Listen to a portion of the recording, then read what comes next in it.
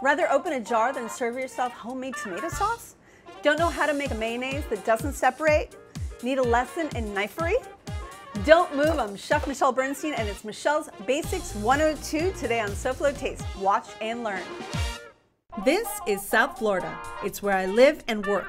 I'm Chef Michelle Bernstein. South Florida is more than sun, sand, and sea. It's a lifestyle of fashion, sound, culture, and of course, food. Food with taste from all over the world. Join me as we celebrate the food of South Florida and the people who love it. Join me as we experience SoFlo Taste. I'm Chef Michelle Bernstein. You know how I love hearing from you, whether you send me emails or pictures or just stop me on the street.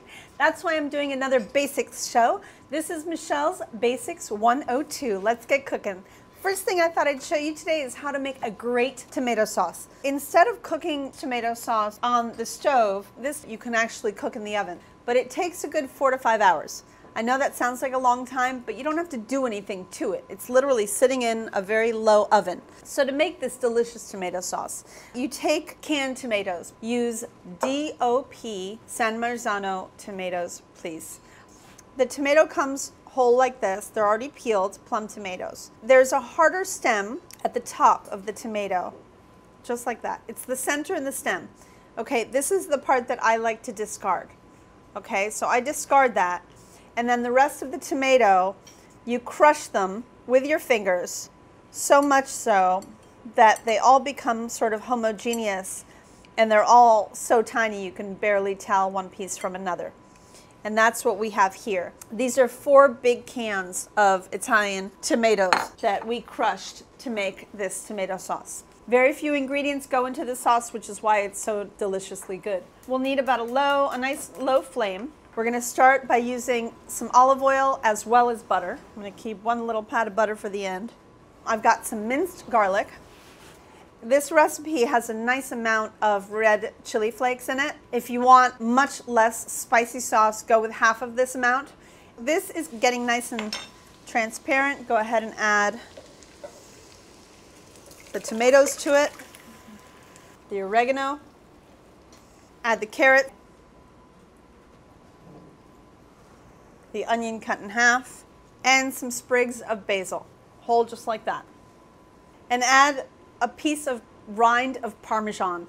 So this is going to get covered, slightly ajar. Place it into a nice low oven at 300 degrees and let it go. Like I said, 4 to 5 hours.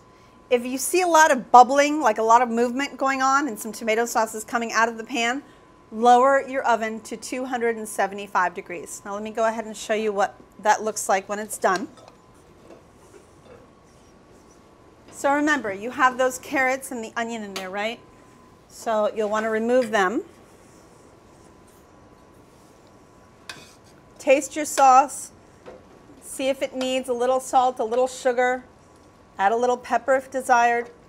And take it where you want it to go. But this is a beautiful base for a great tomato sauce. And you can use it for your favorite pasta dishes, obviously to cook meatballs, your eggplant parmesans, but this stuff freezes beautifully. So I recommend highly to cool it completely to room temperature and then pour it into your favorite freezable containers and freeze it in smaller increments so that you can use it little by little on your favorite recipes. So I'm just going to make a little bit of pasta. I already have some cooked spaghetti. My favorite pasta to eat with tomato sauce.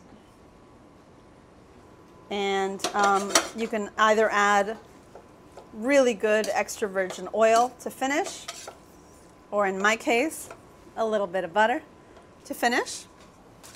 So make sure it's really good and warm and mixed through.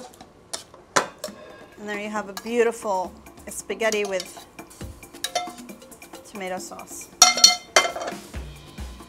A little fresh Reggiano over the top. And you have one of my absolute favorite meals in the whole world. This is food for the soul. Come back, we have so much to teach you today.